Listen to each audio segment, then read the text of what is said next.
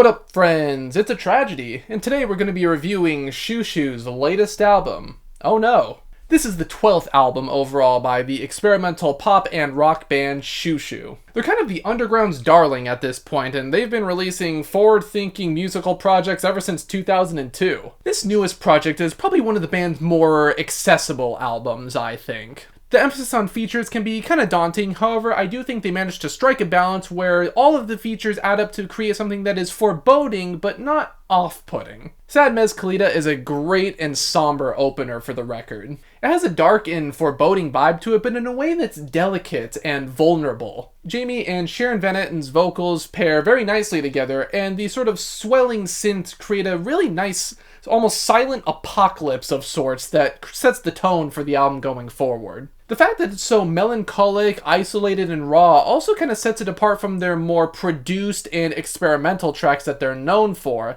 and I also really like how driving that crunchy beat is, despite it being a fairly slower track. The quiet nature of I Cannot Resist is very fitting coming off of the previous song, and I think its introspection and cohesive sounds are definitely some of its strong points. The introduction of metallic sound effects and crashing guitars give this song an edge that I'm pretty fond of, and I think it adds this sort of addiction-themed lyrics about how you're struggling and suffering, but you still try to keep up appearances to make people happy. The Grifters has a sort of haunting elegance, almost akin to like a dark waltz of sorts. The emphasis on the acoustic guitars and marching drums give this track a sense of urgency despite its slower tempo. The operatic vocals of Jamie and Haley Foer also really add to the sort of dramatic relationship dynamic that's going on in the lyrics too. I think the final chorus of, "As you know, I've been called a liar, and so I know what a lying person does, but I'm also a friend unlike you, and know what a friend will do too," was especially well written.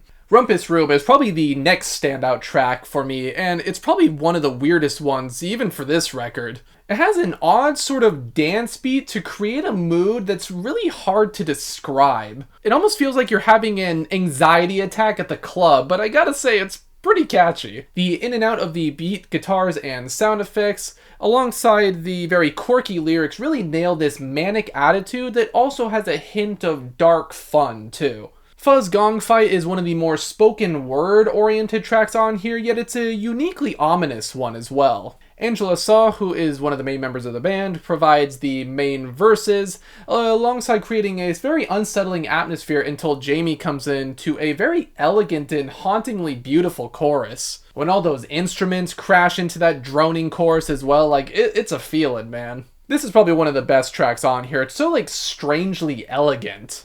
I Dream of Someone Else Entirely almost sounds like a Kraftwerk song to me, especially in the sort of robotic and repetitive chorus, but in like a good way. It's very spacey and ambient. It has a sense of calm that separates itself from a lot of the more dense tracks on this project. The lyrics are also very melancholic and haunting as they deal with Jamie's very complicated relationship that he had with his parents growing up. 100 Years is probably one of the most in-your-face songs on this album, and it's a good one.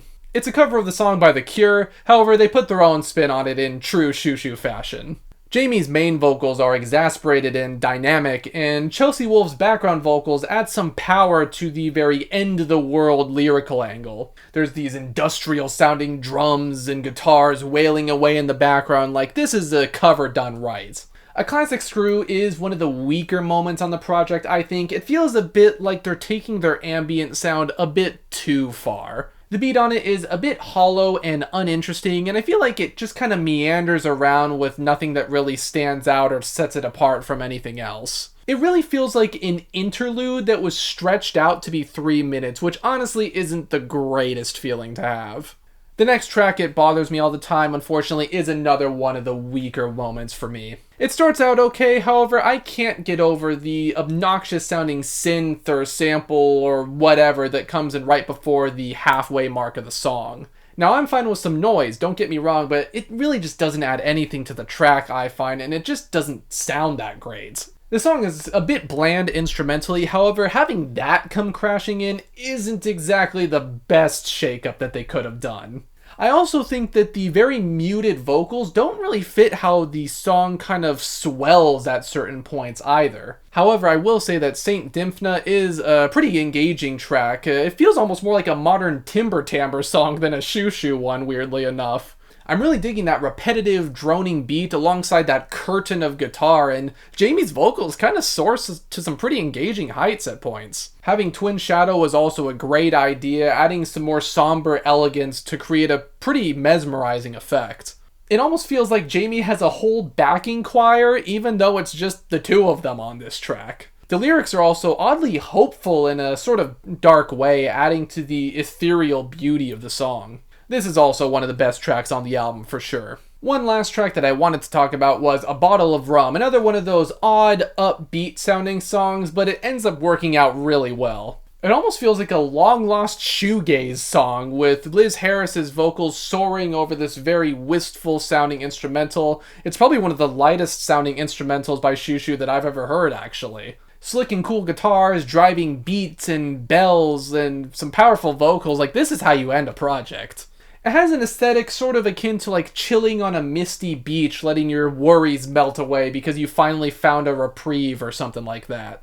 Honestly, with so many features to juggle, Xiu Xiu did a pretty great job in balancing them all without sacrificing the album's core sound and identity. The sound itself was varied yet consistent, balancing the darkness and ethereal beauty that each track presented. However, there were some songs that didn't feel as fully fleshed out compared to others, mostly in the ones that I didn't exactly cover in the review, and it was a bit disappointing at times to hear some features be delegated to background vocal duty while others get full parts of the song. Some tracks also didn't do as good of a job in balancing the experimental harshness with the ethereal pop sounds too, coming off a bit awkward or obnoxious at times. However, I do think this is a great way to get a first taste for the band, if you haven't already, and longtime fans of the band can still definitely find something in its melancholic and dark elegance. I'm feeling a strong 7 on this project. It's definitely really good. Just a little few quirks here and there that could have been ironed out. Of course, we do still have to talk about album covers on this show, and honestly, the recent string of Xiu Xiu album covers have been really good. They're very minimalist, very simplistic, however, they do say a lot with very little. I think this album cover's color combination was very good. It does have a bit more of a humanness to it compared to their last few projects, which makes sense in terms of this album sound in comparison to those album sounds. But I do think this conveys the sort of sound and aesthetic of the album very nicely, and it does have a bit of humanity to it too, which I think is kind of this album's point. But of course, those are just my thoughts on this new Xiu Xiu album. What did you guys think? You think this was a solid step forward for the band, or were you hoping something a bit more dark and dynamic as their previous record?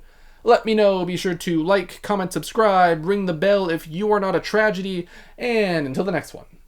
Farewell.